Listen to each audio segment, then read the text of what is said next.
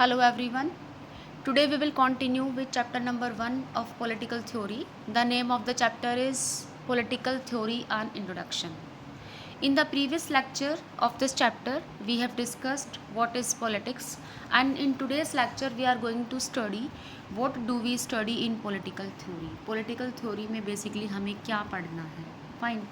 अगर हम अपने चारों तरफ देखें तो हम क्या देखते हैं, there are several movements, development हैं, चेंजेस हैं, फ्रीडम है, डेमोक्रेसी, इक्वलिटी, सेकुलरिज्म, इन सब चीज़ों को हम देखते हैं. हम वैल्यूज़ देखते हैं, प्रिंसिपल देखते हैं.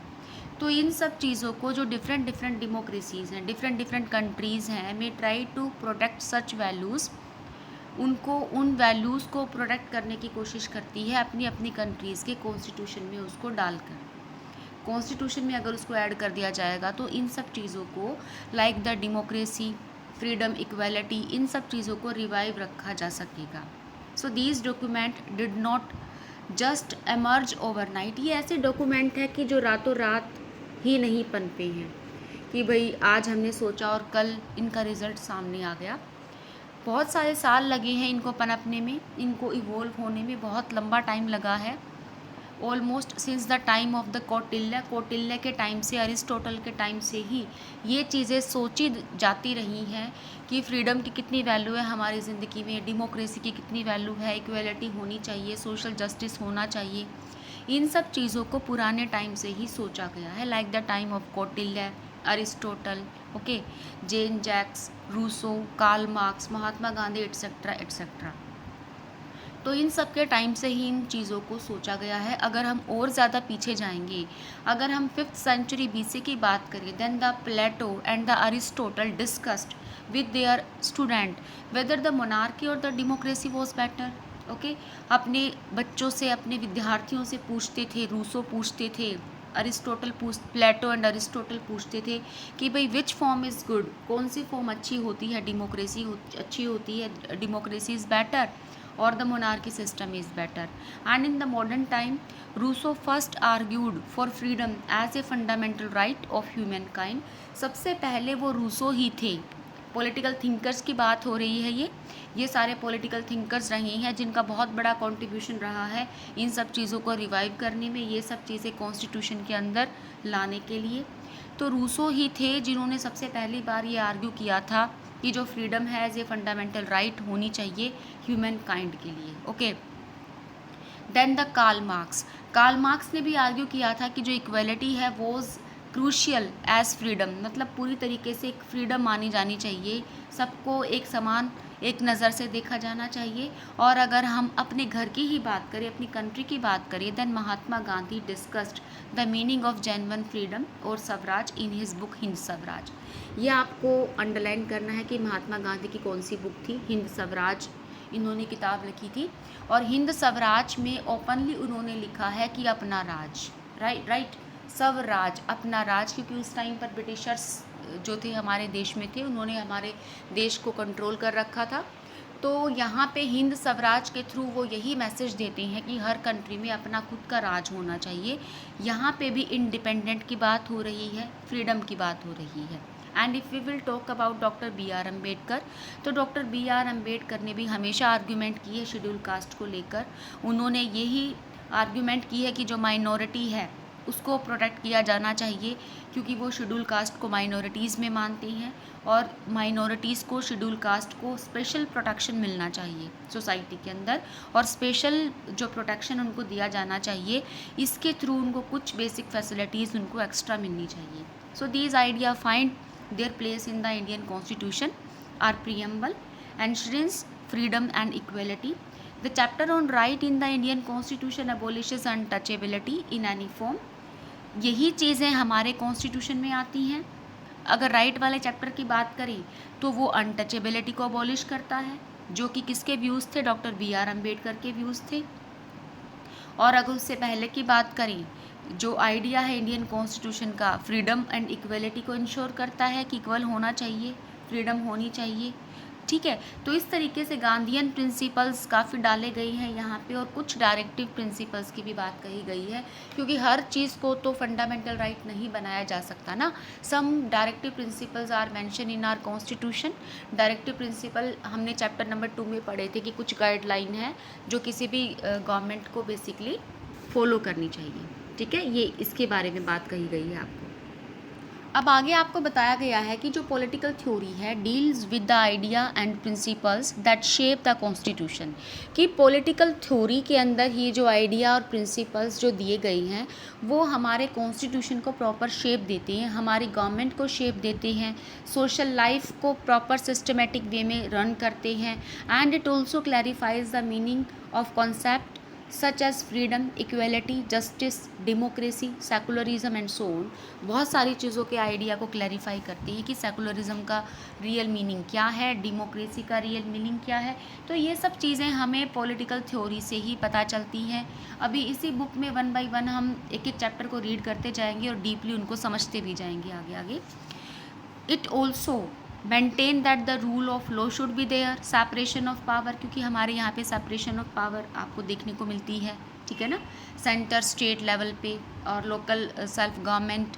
और अगर हम कोर्ट की बात करें, रूल ऑफ लॉ की बात करें, then supreme court, high court, session court, तो इन सब में क्या है, बेसिकली सेपरेशन ऑफ पावर है। पावर अलग अलग दे रखी है इनको, डिवीज़न है पावर का। और ये सब चीज़ें की गई है by examine the argument advanced by the different thinkers. बहुत सारे डिफरेंट थिंकर्स आपको देखने को मिलेंगे पॉलिटिकल थ्योरीज़ में, और जब आप ग्रेजुएशन लेवल पे जाओगे तो और भी बहुत सारे पॉलिटिकल थिंकर आप देखोगे। तो ये पॉलिटिकल जो थिंकर्स हैं उनके कॉन्सेप्ट, उनकी आर्ग्यूमेंट से, उनके डिबेट से ही ये सब चीज़ें जो है वो निखर के सामने आई हैं। और बहुत सारे डेमोक्रेसीज़ ने अपने कॉन्स्टिट्यूशन के अंदर उन्होंने इन सब चीज़ों को डाला है। ओके, तो रूसो और द मार्क्स और the Gandhi did not became politicians. हालांकि ये दोनों पॉलिटिशियन तो नहीं हुए, लेकिन इनके जो व्यूज़ थे, इनके जो आइडियाज़ थे, उन्होंने पूरी मतलब जनरेशन, जितनी भी जनरेशन हुई है पॉलिटिशियंस की, हर पूरे के पूरे वर्ल्ड में, हर कहीं, एवरीवेयर, उसको बहुत ज़्यादा जो है वो इन्फ्लुएंस किया है। तो अब क्वेश्चन ये आता है कि जब ये सब चीज़ें हमारे कॉन्स्टिट्यूशन में ऑलरेडी हैं, ठीक है, आज हम प्रैक्टिस कर रहे हैं इन सब चीज़ों को, हमारे कॉन्स्टिट्यूशन में इक्वेलिटी है, फ्रीडम है, सोशल जस्टिस है, सेकुलरिज्म है, डेवलपमेंट का भी कॉन्सेप्ट है, नेशनैलिटी का कॉन्सेप्ट है। जब ये सब कॉन्सेप्ट है हमारे पास और हम इन सब चीज़ों को एक्सरसाइज कर रहे हैं, हमारे कॉन्स्टिट्यूशन में मेंशन है, then why there is need to study the political theory. तो फिर पॉलिटिकल थ्योरी पढ़ने की ज़रूरत क्या आन पड़ी कि हम इन सब चीज़ों को बार बार पढ़ेंगे, राइट। तो अभी इसके पीछे हमारे जो है 3 रीज़न हैं, 3 रीज़न आपकी बुक में दे रखे हैं। 3 रीज़न जो मेन है उनकी वजह से हमें पॉलिटिकल साइंस पढ़नी बहुत ही ज़्यादा ज़रूरी है। सबसे पहले तो क्या है कि जब भारत आज़ाद हुआ, इंडिपेंडेंट हुआ, तो question regarding freedom and equality have not cease to be cope up. Okay, this is because issues concerning freedom, equality, democracy arise in the many areas of the social life। क्योंकि जब भारत को आज़ादी मिली तो चारों तरफ freedom, equality, democracy, इस सब की तरह की आवाज़ उठ रही थी, are being implemented in different section at the different places पर। तो इन सब चीज़ों को हमने डाला, अपने कॉन्स्टिट्यूशन के अंदर डाला, जब चारों तरफ से यही आवाज़ उठ रही थी, क्योंकि इतने सालों तक ब्रिटिशर्स ने राज किया, उससे पहले मुग़लों ने भारत पे राज किया। तो चारों तरफ से एक ही डिमांड थी कि भारत की लार्जेस्ट डेमोक्रेसी होनी चाहिए, और लार्जेस्ट डेमोक्रेसी है भी, ठीक है।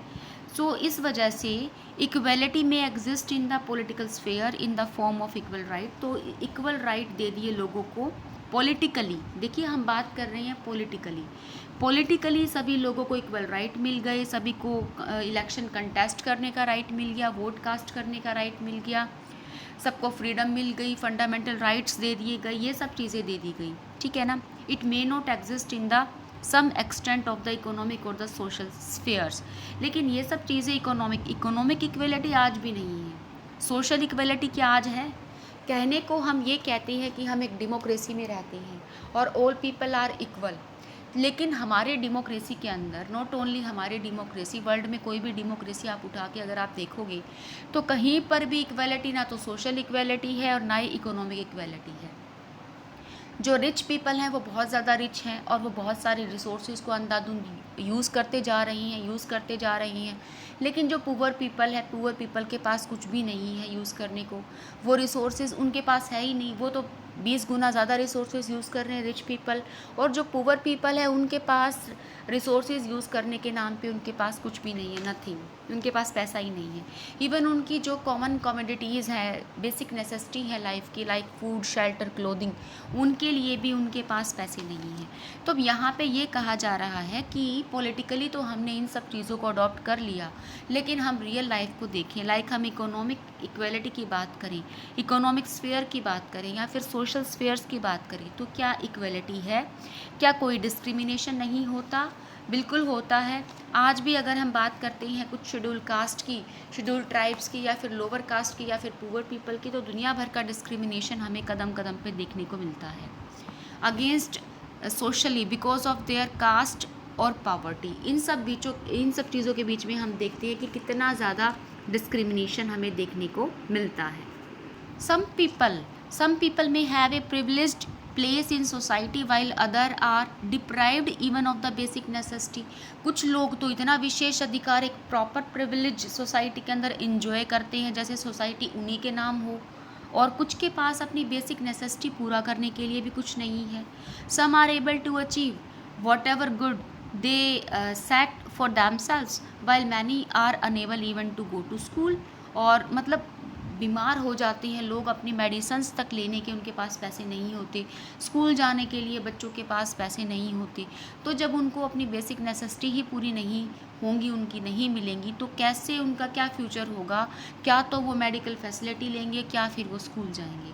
तो अगर इस ग्राउंड रूट लेवल पे देखा जाए, अगर रूट रियलिटी अगर देखी जाए, ग्राउंड रियलिटी की बात की जाए, तो इक्वालिटी नहीं है। दैट इज़ वाई, ये फर्स्ट रीज़न है, that is why we need to study the political theory, क्योंकि पॉलिटिकल थ्योरी के अंदर हमें इसके बेसिक आइडियाज़ मिलते हैं, हमें पता चलता है ये पढ़कर कि एक्चुअल में डेवलपमेंट का मीनिंग क्या है, फ्रीडम का मतलब क्या है, इक्वालिटी क्या बताती है, इक्वालिटी हमें क्या कहती है। इस तरीके से हम सोसाइटी में हो रहे डिस्क्रिमिनेशन से कैसे गेट रिड ऑफ कर सकते हैं, तो इसलिए हमें ज़रूरत है। फर्स्ट रीज़न तो ये है, that is why we need to study political science. Okay, secondly क्या है कि जो हमारी दो the freedom is guaranteed in our constitution we encounter new interpretations. हाँ, हमारे जो हमारा कॉन्स्टिट्यूशन है, वी नो दैट उसके अंदर फ्रीडम हमें दे दी गई है, गारंटी दे दी गई है कि आपको फ्रीडम मिलेगी, लेकिन time to time new interpretations आती रहती हैं। इंटरप्रिटेशंस का मतलब होता है एक्सप्लेनेशन। एक्सप्लेनेशन लाइक हिंदी में हम इसको बोलेंगे व्याख्याएं, अलग अलग व्याख्याएं आती रहती हैं हर चीज़ की time to time with the passage of time, and this is a bit like playing a game. बिल्कुल एक गेम को खेलने की तरह ही है, जैसे कि कोई भी गेम हम खेलते हैं और टाइम टू टाइम उसके रूल रेगुलेशन हम चेंज करते रहते हैं, ठीक है। ज़रूरी नहीं है कि अगर कोई हम गेम खेल रहे हैं, कैरम अगर हम आज से 50 साल पहले लोग खेलते थे तो आज भी वही सेम रूल्स एंड रेगुलेशंस उसके लिए हैं, या क्रिकेट अगर हम खेलते थे पहले 20-30 साल पहले, आज भी उसके सेम रूल्स एंड रेगुलेशंस हैं। तो टाइम टू टाइम जैसे जैसे टाइम की डिमांड होती जाती है, सिचुएशन चेंज होती जाती है, ऐसे ऐसे रूल एंड रेगुलेशंस भी चेंज होती जाती हैं। तो जो ये पॉलिटिकल साइंस है, जो ये बिल्कुल क्या है, फ्रीडम और ये नई नई जो इंटरप्रिटेशंस आती रहती है, it is just bit like a playing a game. Okay, एक गेम खेलने की तरह ही है। Similarly, the fundamental right guaranteed by the Constitution are continually being reinterpreted in the response of the new circumstances। इसी तरह से जो हमारे फंडामेंटल राइट हैं, जब हमें नई नई सर्कमस्टांसेस देखने को मिलती है, नया नया चेंजिंग टाइम देखने को मिलता है, तो एक समय के डिमांड के अनुसार ये सब चीज़ें भी चेंज हो जाती हैं, इनमें भी कुछ चेंजेस आ जाते हैं। जैसे एग्जांपल दे रखे हैं कि राइट टू लाइवलीहुड, जीने का अधिकार इंक्लूड हो गया, पहले नहीं था राइट टू लाइवलीहुड। उसके बाद राइट टू इन्फॉर्मेशन, कि हर पीपल को पता हो, ठीक है ना, ये राइट को भी इंक्लूड कर दिया गया है, राइट टू इन्फॉर्मेशन। पहले ये राइट टू इन्फॉर्मेशन नहीं था। हैज़ बीन गारंटेड दो ए न्यू लॉ, एक नया लॉ, इसको एक नया कानून बना दिया गया, पहले ये नया कानून नहीं था। देखिए, कॉन्स्टिट्यूशन वाले चैप्टर में हम पहले ही पढ़ चुकी हैं कि कॉन्स्टिट्यूशन जो है वो एक रिजिड डॉक्यूमेंट नहीं है कि जिसको कभी चेंज ही ना किया जा सके। ये तो हमारे कॉन्स्टिट्यूशन मेकर ने जब कॉन्स्टिट्यूशन को फ्रेम किया तभी इस बात को क्लियर कर दिया था कि टाइम टू टाइम अगर अकॉर्डिंग टू द सिचुएशन कुछ चेंज करने की ज़रूरत पड़ेगी तो कॉन्स्टिट्यूशन के अंदर चेंज किया जाएगा, लेकिन उसके लिए प्रोविज़न होगा पार्लियामेंट में चेंज करने के लिए। ये नहीं कि कोई भी ईज़िली कोई भी गवर्नमेंट आए और उसको ईज़िली चेंज कर दे। तो इन दिस वे हम क्या देखते हैं कि टाइम टू टाइम काफ़ी सारे चेंजेस हमारे होते हैं, बहुत सारे लॉ हमारे चेंज हो जाते हैं। The fundamental right guaranteed by our constitution have been amended, बार बार वो अमेंड भी होते रहते हैं, एक्सपैंड उनको बढ़ाया भी जा सकता है over time through the judicial interpretations and the government policies. Government अपनी पॉलिसीज़ बनाती है, ठीक है ना। तो इस तरीके से जो हमारी नई नई प्रॉब्लम्स आती रहती हैं उनसे हमें छुटकारा पाने के लिए हमें अपने लॉज, कानून, कॉन्स्टिट्यूशन में जो हमारी इंटरप्रिटेशंस लिखी गई हैं, जो हमारी व्याख्याएं हैं, उसको हमें चेंज करना पड़ता है। तो इसलिए time to time different interpretations आती रहती हैं, एक्सप्लेनेशन आती रहती हैं, जिसकी वजह से हमें पॉलिटिकल थ्योरी को पढ़ना बहुत ही ज़्यादा ज़रूरी है ताकि हमें पता चल सके कि जो नई नई इंटरप्रिटेशंस आ रही हैं वो ठीक भी है या नहीं है, और हम एक एक्टिव सिटीजन की तरह रह के काम कर सकें। फाइन। सो थर्ड रीज़न क्या है जिसकी वजह से पॉलिटिकल थ्योरी को पढ़ना बहुत ज़्यादा इम्पोर्टेंट है। देखिए, जो हमारा वर्ल्ड है वो चेंज होता रहता है, उसमें चेंजेस आते रहते हैं, नई नई टेक्नोलॉजी जो है वो इंट्रोड्यूस होती रहती हैं, लेकिन जो ये नई नई टेक्नोलॉजी इंट्रोड्यूस हुई है ना, ये नई नई थ्रेट्स भी लेकर आई है। अब आप ये देखो कि आज से 30 साल पहले हमारे पास कितनी टेक्नोलॉजी थी और आज हम देखते हैं कितनी टेक्नोलॉजी हमारे पास आ चुकी है हर चीज़ को लेकर। हम घर के अंदर रह के अपने मोबाइल फ़ोन से, अपने लैपटॉप से हर कुछ कर सकते हैं। पूरी दुनिया के अंदर क्या हो रहा है, क्या चाहिए हमें, क्या हमें अपने पास मंगवाना है, हर चीज़ हमारे एक्सेस में है, यानी कि पूरी की पूरी दुनिया हमारे एक्सेस में है। टेक्नोलॉजी इतनी ज़्यादा इंक्रीज़ हो गई है। लेकिन बच्चों, जैसे जैसे टेक्नोलॉजी इंक्रीज़ हुई है ना, वैसे वैसे थ्रेट्स भी बढ़ती जा रही हैं। Threat to freedom, for instance, जैसे कि हम देखते हैं कि global communications technology is now making its easier for activist to network with one another across the world for protecting tribals cultures और forest। अब जो नई नई टेक्नोलॉजीज़ कम्युनिकेशंस आई हैं हमारी, उसने ईजी कर दिया है जो दूर दराज के एरियाज़ थे, जो रिमोट एरियाज़ थे, लाइक जो आदिवासी पीपल थे, ट्राइबल पीपल थे, फॉरेस्ट में रहते थे, तो टेक्नोलॉजी के माध्यम से उन तक हमारी पहुंच हो गई है, वो हमारी एक्सेस के अंदर है। वहाँ तक हम फैसिलिटी पहुँचा सकते हैं, वहाँ पर क्या हो रहा है, क्या नहीं हो रहा, मतलब एक बहुत इजी प्लेटफॉर्म हमें मिल गया है थ्रू द टेक्नोलॉजी। लेकिन इस नए प्लेटफॉर्म के साथ नई नई थ्रेट्स भी उभर के सामने आई है, क्योंकि जितनी भी हमारी एडवांसमेंट है, जितनी भी टेक्नोलॉजी है, अब उसका जो बेनिफिट है वो टेररिस्ट और क्रिमिनल्स भी तो उठा रही है ना, पूरी की पूरी नेटवर्किंग का। अब जो टेररिस्ट है वो अपनी मतलब गलत नीतियों को करने के लिए, इम्प्लीमेंट करने के लिए, क्रिमिनल कनेक्शंस बनाने के लिए नेटवर्क का, इंटरनेट का यूज़ करते हैं। साइबर क्राइम आप देख सकते हो आज के टाइम पर कितने ज़्यादा बढ़ चुके हैं। पहले 20-30 साल पहले क्या होता था, किसको पता था क्या साइबर क्राइम है? जब हमारे देश का संविधान बना, जब किसको पता था कितनी टेक्नोलॉजी आ जाएगी कि हम दुनिया को यूं मुट्ठी में कर लेंगे, किसी को पता ही नहीं था। तो उस टाइम पर इस तरह के कोई लॉज जो है वो बनाए ही नहीं गए थे। तो अब टाइम टू टाइम, जैसे जैसे टाइम के साथ नई नई चीज़ें इंट्रोड्यूस होती जाएंगी, नए नए लॉज भी इंट्रोड्यूस होते जाएंगे। तो अब साइबर क्राइम के अगेंस्ट नए नए लॉज बनाने की ज़रूरत है और बन भी रही है, ठीक है ना।